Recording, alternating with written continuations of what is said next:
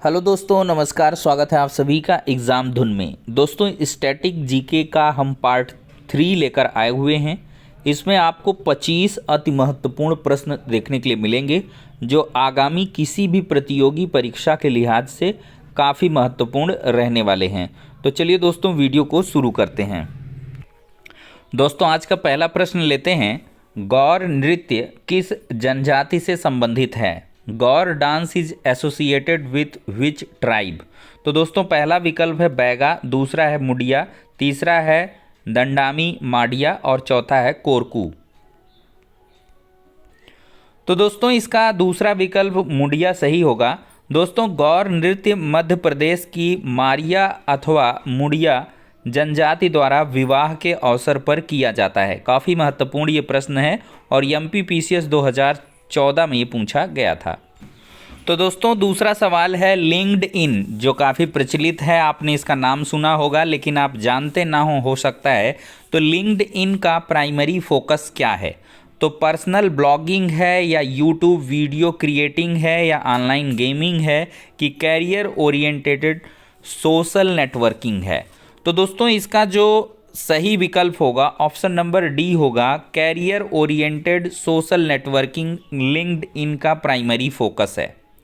तो दोस्तों, linked in primary रूप से यानी कि प्राथमिक रूप से career oriented social networking website है जो रोजगार ढूंढने में सहायता करती है। तो दूसरा प्रश्न होता है, चलिए देखते हैं तीसरा प्रश्न। तो दोस्तों, ये सवाल है जंक ईमेल को क्या कहते हैं? Junk email is also called spoof, spool, sniffer script या स्पैम? तो दोस्तों, इसका सही जवाब हो जाएगा स्पैम, ऑप्शन नंबर डी। तो चलिए इसका डिटेल देख लेते हैं। देखा जाए दोस्तों, तो जंक ईमेल को स्पैम भी कहते हैं। यह दोस्तों उपयोगकर्ता के पास अवांछित, बिना मांगे या बुलाए रूप से आ जाता है। स्पूफ एक रणनीतिक बेल है जिसे आमतौर पर एक जुआ खेल के रूप में बार या पब में खेला जाता है।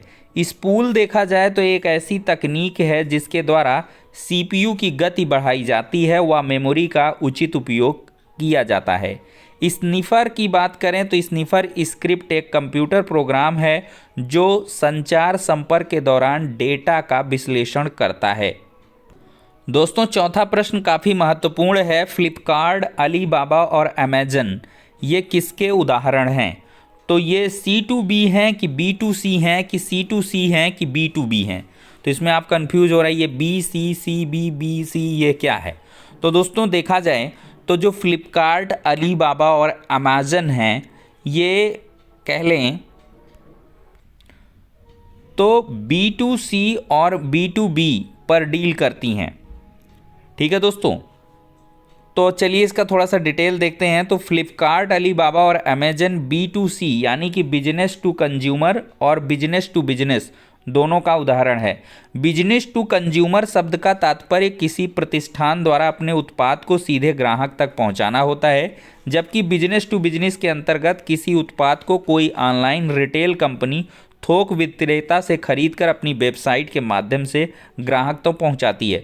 तो ये दोनों काम कर लेते हैं B2B, समझ रहे हैं? B2B बिजनेस टू बिजनेस और बिजनेस टू कंज्यूमर दोनों में ये तीनों वेबसाइट काम करती हैं।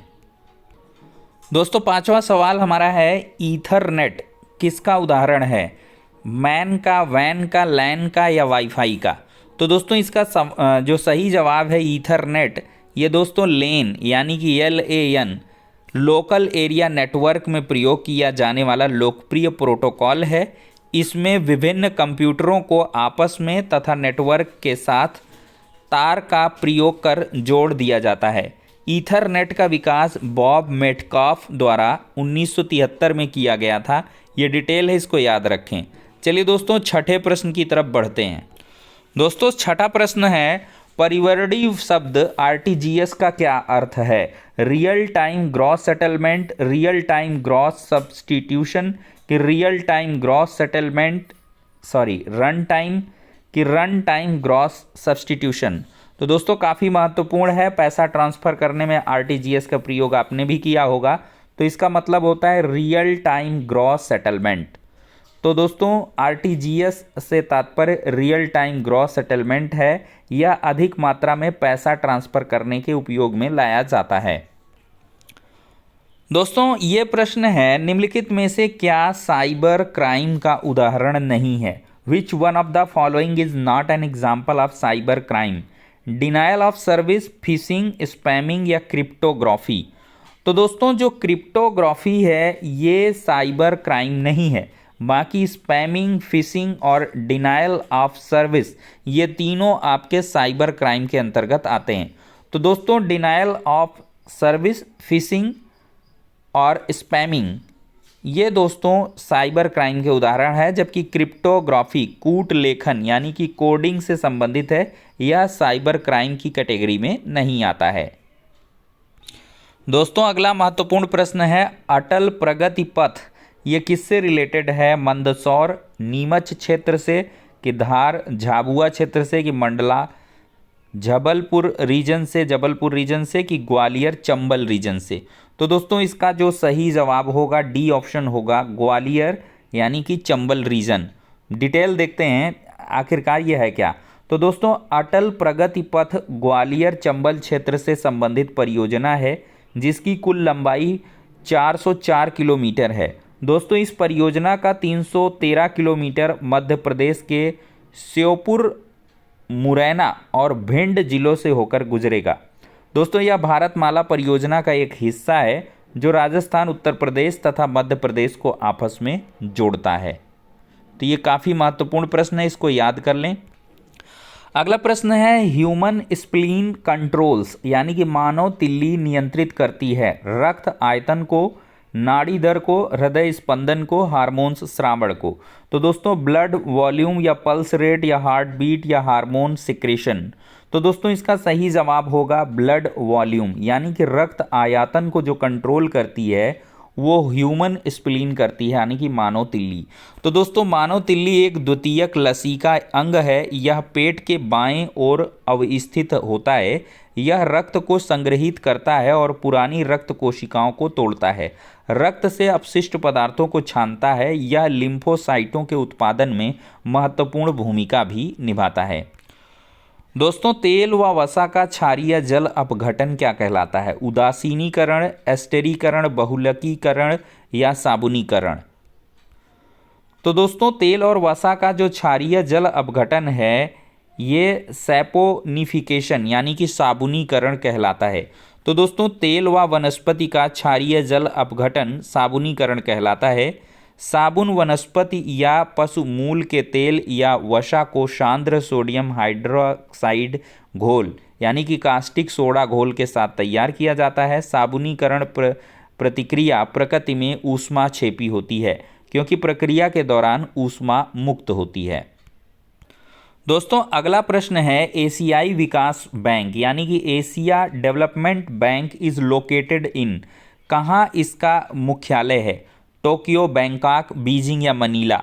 तो दोस्तों इसका जो सही जवाब होगा वो मनीला होगा। तो दोस्तों डिटेल देखते हैं। 1966 में एडीबी की स्थापना अमेरिका और जापान के सहयोग से की गई थी। इसका मुख्यालय फिलीपींस की राजधानी मनीला में है।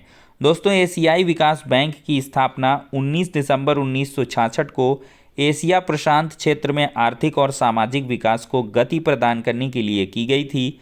स्थापना के समय इसमें 31 देश थे जो अब 68 हो गए हैं, जिनमें 49वां सदस्य देश एशिया पैसिफिक से हैं। 49 सदस्य दोस्तों एशिया पैसिफिक से हैं, कुल मिला के 68 मेंबर में से। दोस्तों अगला प्रश्न है, संयुक्त राष्ट्र सुरक्षा परिषद के स्थायी सदस्यों की संख्या कितनी है? 6, 2, 5, 3? सही जवाब होगा 5। तो दोस्तों संयुक्त राष्ट्र सुरक्षा परिषद यानी कि यूनाइटेड नेशंस सिक्योरिटी काउंसिल में जो परमानेंट मेंबर हैं वो टोटल 5 हैं। डिटेल देखते हैं। दोस्तों मूलतः 5 स्थायी सदस्य और 6 स्थायी सदस्य, कुल मिलाकर 11 सदस्य थे, किंतु 1965 में चार्टर में संशोधन करके अस्थायी सदस्यों की संख्या बढ़ाकर 10 कर दी गई है। इस प्रकार से अब सुरक्षा परिषद में कुल 15 सदस्य हैं, 5 स्थायी होंगे और 10 अस्थायी। दोस्तों स्थायी सदस्यों में संयुक्त राज्य अमेरिका, सोवियत संघ, अब इसको रूस कहते हैं। चीन, फ्रांस और ब्रिटेन शामिल हैं। दोस्तों अगला प्रश्न है, बायोडीजल पौधा कौन सा है? ईसबगोल, बेलाडोना या एजाडी रेक्टा या जेट्रोफा? तो दोस्तों इसका सही जवाब होगा जेट्रोफा। जेट्रोफा एक दोस्तों बायोडीजल पौधा है। डिटेल देखते हैं दोस्तों। जेट्रोफा, जिसको रतन जोत भी कहा जाता है, ये बायोडीजल पौधा है। इसका रासायनिक नाम मिथाइल एस्टर है। पेट्रोलियम आयातों के भार में कमी लाने के लिए जेट्रोफा की खेती पर बल दिया जा रहा है। डीजल के विकल्प के रूप में जेट्रोफा तेल का इस्तेमाल ऑस्ट्रिया और निकारागुआ सहित कुछ देशों में पहले से किया जा रहा है। दोस्तों हींग किसके अंतर्गत आता है? गोंद, सुगंधित तेल, टर्पेंटीन या गोंद रीजन? तो दोस्तों इसका सही जवाब होगा गोंद। तो दोस्तों एसाफोटिडा जो है यानी कि हींग, वो गोंद के अंतर्गत आता है। दोस्तों हींग उम्बेलिफेस परिवार के फेरुला पौधों के तनों से प्राप्त होने वाला एक ओलियोगम राल है। रासायनिक तत्वों को 3 कैटेगरी में बांटा गया है, रेजिन, गोंद और एसेंशियल ऑयल। तो दोस्तों ये गोंद के अंतर्गत आता है। हींग आपका थोड़ा सा अटपटा लगेगा, लेकिन ये सही जवाब है। हींग आपका एक गोंद है। दोस्तों अगला सवाल है, कत्था बनाने के लिए किस पेड़ की लकड़ी का प्रयोग किया जाता है? तो खैर, साजा, बबूल और साल। इसका सही जवाब होगा खैर, ऑप्शन नंबर बी। तो दोस्तों कत्था बनाने के लिए खैर की लकड़ी का प्रयोग किया जाता है। कत्था लेग्यूमिनोसी कुल का पौधा है। इस कुल में बबूल, छुई मुई, गुलमोहर, अशोक, सभी दलहनी, इमली आदि सभी पौधे शामिल हैं। दोस्तों साल का वृक्ष प्रायः उष्णकटिबंधीय पर्णपाती वनों में पाया जाता है, जबकि बबूल के पौधे मरुस्थलीय बायोम में उगते हैं। अगला सवाल है, इंडिका का लेखक कौन था? प्लूटार्क, जस्टिन या हेरोडोटस या मेगास्थनीज? काफ़ी इंपॉर्टेंट प्रश्न है दोस्तों। इंडिका का लेखक मेगास्थनीज था। अगला सवाल है, शाहनामा का लेखक कौन था? ये काफ़ी महत्वपूर्ण प्रश्न है। Who was the author of Shahnameh? Firdausi, Utbi, Al-Biruni या बरनी? तो इसका सही जवाब होगा फिरदौसी। तो दोस्तों शाहनामा के लेखक फिरदौसी थे। यह मध्यकाल के महत्वपूर्ण विद्वान थे। यह महमूद गजनबी के दरबार में थे। इन्होंने अनेक ग्रंथों की रचना की, जिनमें शाहनामा प्रमुख था, जो आज बहुत लोकप्रिय है। फिरदौसी की शैली तथा अभिव्यक्ति बहुत सुंदर थी। दोस्तों अगला सवाल है, राजा राम मोहन राय को राजा की उपाधि से किसने विभूषित किया? औरंगजेब ने, रॉबर्ट क्लाइव ने, महात्मा गांधी ने या मुगल सम्राट अकबर द्वितीय ने? तो दोस्तों इसका सही जवाब होगा मुगल एम्परर अकबर II। तो मुगल सम्राट अकबर द्वितीय ने राजा राम मोहन राय को राजा की उपाधि से विभूषित किया था। तो दोस्तों राजा राम मोहन राय को राजा की उपाधि मुगल सम्राट अकबर द्वितीय ने प्रदान की थी। मुगल सम्राट के पेंशन विसंगतियों को दूर करने हेतु सम्राट ने इन्हें ब्रिटेन की महारानी से संपर्क हेतु भेजा था, जहां ब्रिस्टल में 27 सितंबर 1833 को इनकी मृत्यु हो गई। राजा राम मोहन राय को भारतीय पुनर्जागरण का अग्रदूत और आधुनिक भारत का जनक भी कहा जाता है। ये लास्ट लाइन काफ़ी महत्वपूर्ण है, इससे भी आपका प्रश्न बनेगा। भारतीय पुनर्जागरण का दूत किसको कहते हैं? राजा राम मोहन राय को। आधुनिक भारत का जनक किसको कहते हैं? तो राजा राम मोहन राय को। दोस्तों अगला सवाल है, सांची का स्तूप का निर्माण किसने करवाया? चंद्रगुप्त, गौतम बुद्ध, महावीर या अशोक ने? तो इसका सही जवाब होगा अशोक। अगला प्रश्न है, त्रिपिटक किससे संबंधित है? बौद्धों से, हिंदुओं से, सिखों से या जैनियों से? सही जवाब होगा बौद्धों से। दोस्तों संस्कारों की कुल संख्या कितनी है? 12, 16, 15, 10? तो दोस्तों 16 संस्कार होते हैं। ऑप्शन नंबर डी सही है। दोस्तों अगला प्रश्न है, हाइड्रोजन बम किस सिद्धांत पर आधारित है? नाभिकीय संलयन, नाभिकीय विखंडन या दोनों पर? तो दोस्तों इसका सही जवाब होगा नाभिकीय संलयन पर। हाइड्रोजन बम जो रिलेटेड है वो नाभिकीय संलयन पर। चलिए दोस्तों ये आज के हमारे बहुत ही महत्वपूर्ण स्टैटिक जीके के प्रश्न यहीं पर ख़त्म होते हैं। आशा है आपको वीडियो पसंद आया होगा। ज़्यादा से ज़्यादा वीडियो को लाइक एंड शेयर करें और चैनल को सब्सक्राइब जरूर कर लें, और ऐसे ही महत्वपूर्ण स्टडी कंटेंट को लगातार पाने के लिए ठीक है दोस्तों, नेक्स्ट वीडियो में मिलते हैं।